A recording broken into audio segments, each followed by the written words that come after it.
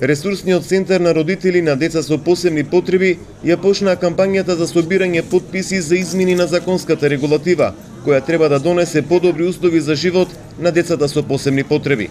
Станува збор за граѓанска иницијатива, која ќе биде доставена до надлежните, бидејќи сегашната не кореспондира со потребите на лицата со посебни потреби и нивните родители.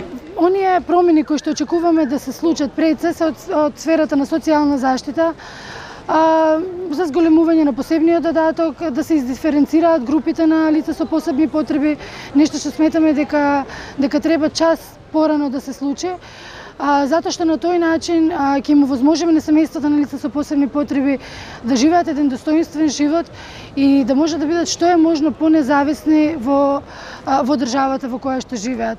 Анче Николова Туфекчиева е мајка на дете со Даунов синдром.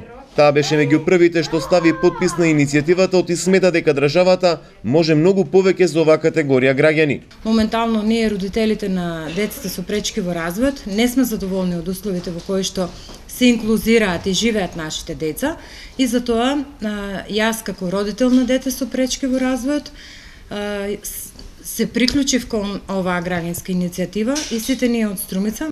Според Анче, сегашната законска регулатива воопшто не се спроведува, а на дел од решенијата има и забелешки. Едно од барањата е всушност и тоа дека до 26-та година лицата со пречки во развојот се ослободени од плаќање партиципација, а после тоа, после 26-та година, настапува тоа плаќање на партиципација. Можеби тоа не се многу големи пари, но за некои семејства многу значат и јас себе јавно прашувам зошто, например, дали Дауновиот синдром после 26-та година ќе го снема кај едно лице.